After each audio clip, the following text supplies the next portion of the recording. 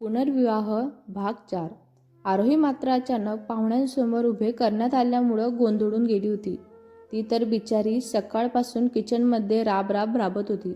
आताही सिंकमध्ये पडलेल्या भांड्यांचा ढीग वाचून तिच्याकडे बघत होता. तिला काहीच कळत नव्हते की पाहुणे तर पालवीला बघायला येणार होते. मग वेळेवर असा मला का उभे केले असणार? नाना प्रश्न तिच्या डोक्यात पिंगा घालत उभे होते.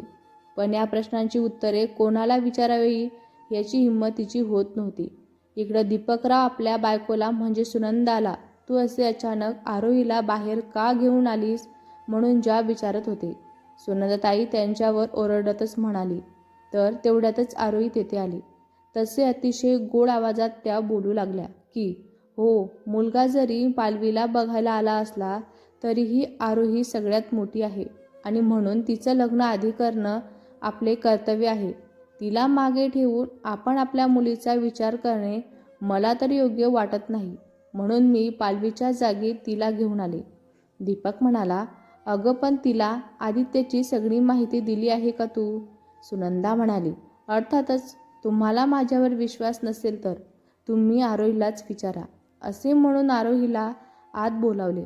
दीपकरावांनी आरोहीच्या डोक्यावर हात ठेवून तिला विचारले.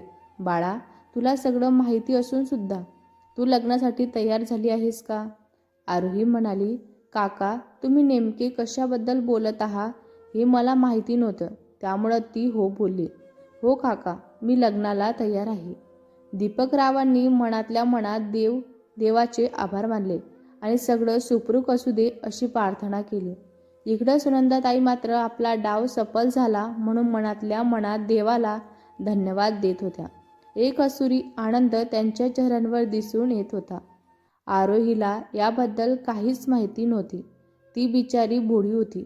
त्यामुळं लहानपणापासूनच सुनंदा सगळ्यांसमोर तिच्याशी गोड बोलत आणि इतर वेळेस तिला अपमानास्पद वागणूक देत. आई बाबा गेले तेव्हा आरोही फक्त 10 वर्षांची होती. तिच्या आईचे माहेरी फारसे नातेवाईक नव्हते.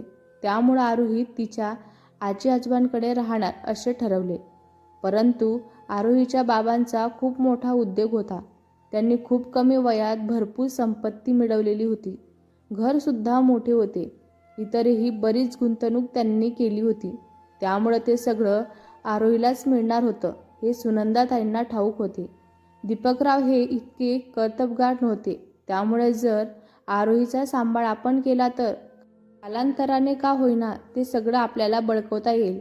या विचाराने सुनंदाने गोड बोलून दीपकरावांना आपल्या जाळ्यात ओढले आणि आरोहीचे आजी आजोबा वयस्कर आहेत, त्यांच्याकडून तिची नीट काळजी घेतली जाणार नाही असे नातेवाईकांना सांगून आम्हीच तिला घेऊन येतो असे ठरवले.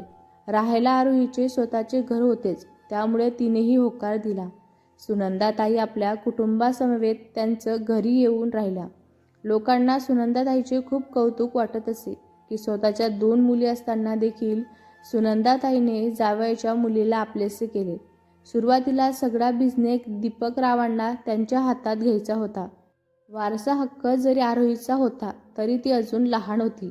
त्यामुळे अर्थातच सगळा कारभार सुनंदाताईने आपल्या हातात घेतला. आजी आजोबा होते तोवर सुनंदाताई आरोहीसोबत बऱ्या वागायच्या. परंतु काही काळाने ते दोघे मरण पावले. तेव्हा मात्र आरोही पूर्णपणे एकटी पडली. नाही म्हणायला दीपकराव तिच्यावर प्रेम करायचे, पण ते सुद्धा बायकोला घाबरूनच. तेव्हापासून आरोहीला सुनंदा आणि तिच्या मुलींनी नोकरसारखी वागणूक दिली. सतत तिला कामात झोपून ठेवणे, आपल्या मुलीचे वापरलेले कपडे तिला घालायला देणे, वर्षातून एकदाच तिला कपडे विकत घेऊन देणे, खायला सुद्धा रात्रीचे उरलेले अन्न वाया जाऊ नये म्हणून तिला खायला लावणे. फक्त लोकांच्या लाजेखातील तिला शाळेत पाठवले ही एकच गोष्ट तिच्या बाबतीत चांगली झाली होती. सगळं तिचेच असून तिच्यापासून हिरावून घेतले होते. तरीही ती बिचारी सतत कामात स्वतःला बिझी ठेवत होती. घरासमोरची बाग देखील तिनेच आपल्या मेहनतीने फुलवली होती. येणारा प्रत्येकजण तिच्या कामाचे कौतुक करत असे. हेही तिच्या काकीकडून बघवले जात नव्हते. त्यामुळं आलेल्या पाहुण्यांसमोर स्वतःच्या मुलींमध्ये नसलेल्या गुणाचे प्रदर्शन त्या मांडीत. या सगळ्यांची आरोहीला सवय झालेलीच होती. त्यामुळं तिला त्याचे काहीच वाटत नव्हते. त्यामुळंच आता लग्नासाठी देखील ती सहज तयार झालेलीच होती. कारण तिला कुठल्याच कोणत्या गोष्टीसाठी विचारलं जात नव्हतं, तिला सांगितलं जात नव्हतं. त्यामुळं आडेवेळे घेण्याचा प्रश्नच नव्हता. आरोहीचे लग्न जुळले हे हळूहळू सगळ्या नातेवाईकांना माहिती झाले होते. त्यामुळं शुभेच्छा वर्षांसाठी सगळ्यांचे फोन सुरू झाले. काही लोक घरी येऊन भेटून जात होते. पोरीने नशीब काढलं असेही बोलत होते. अशातच आरोहीच्या बाबांचे एक जुने मित्र पत्नी समवेत आरोहीला भेटायला आले. ॲडव्होकेट मनोज जोशी आणि त्यांची पत्नी वनिता जोशी. नावाप्रमाणे दोघांचेही व्यक्तिमत्व भारदस्त होते. ते आरोहीच्या बाबांचे अतिशय घनिष्ठ मित्र होते. काही बिझनेसमध्ये त्यांची पार्टनरशिपही सुद्धा होती. व्यवसायाने वकील असल्यामुळं आरोहीच्या बाबांची सगळी संपत्ती संबंधित व्यवहार ते बघत. त्यांना मुलगी नसल्याने ते आधीपासूनच आरोहीचा भरपूर लाड करत असे. आरोहींचे आई वडील असताना ते दोन्ही कुटुंब नेहमी एकत्र फिरायला जायचे, भरपूर गप्पा मारत असायचे. वनिताताई व आरोहीची आईसुद्धा खूप चांगल्या मैत्रिणी झाल्या होत्या. सख्या बहिणींसारख्या वागायच्या दोघी. आईवडिलांनंतर आरोहीवर कुणी खरी माया केली असेल तर ती जोशी कुटुंबाने. ते तर आरोहीला सांभाळायलाही तयारच होते. पण लोकांच्या नजरेत रक्ताचे नाते आपली, मैत्रीचे नाते परकेच मानले जाते. त्यामुळे त्यांना तो अधिकार दाखवता आला नाही. तरीही ते मध्ये मध्ये येऊन तिची विचारपूस करत असे. येताना तिच्यासाठी खूप साऱ्या वस्तू, कपडे, खाऊ आणत असे. लग्न जुळवताना जर ती इथे असते तर नक्कीच त्यांनी आरोहीच्या मनाचा ठाव घेतला असता. पण नेमके ते त्यावेळेस परदेशी होते. त्यांचा एकुलता एक मुलगा उच्च शिक्षणासाठी परदेशी गेला होता. त्याला सोडवायला म्हणून ते उभयत्त तिकडे गेले होते.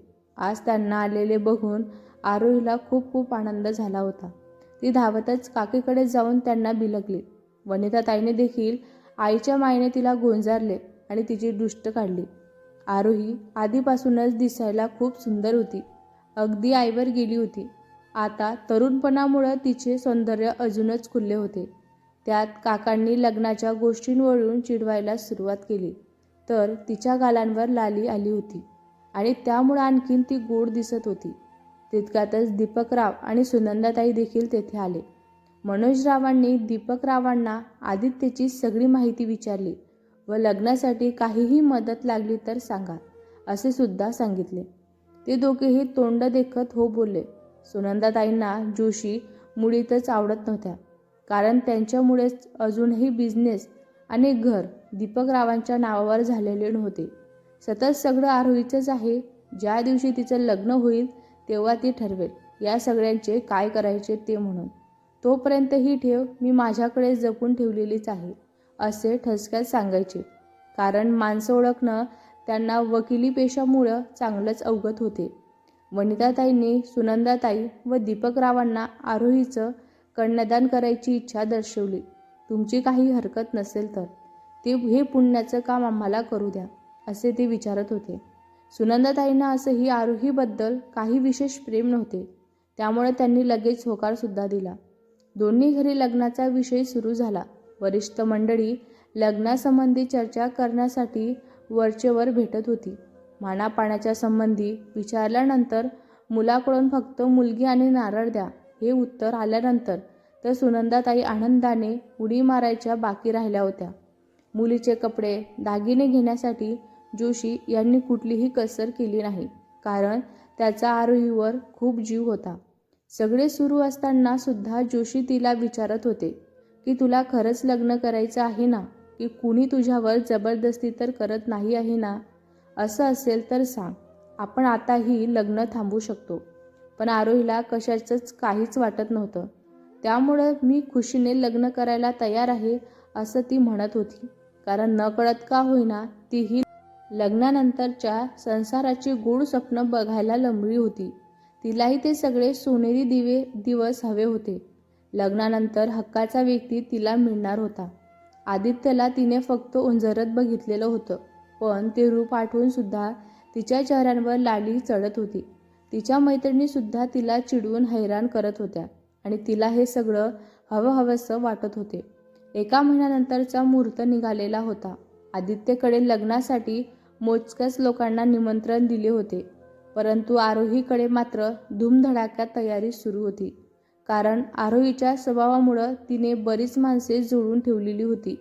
तिच्या 50 मैत्रिणी, कंपनीमधली लोक, बाबांचे इतर मित्र आणि नातेवाईक असे सगळे मिळून 1000-1200 लोक तरी असतीलच. हळूहळू लग्नाचे दिवस जवळ येत होते. आरोहीच्या मनाची हुरहुर वाढत चाललेली होती.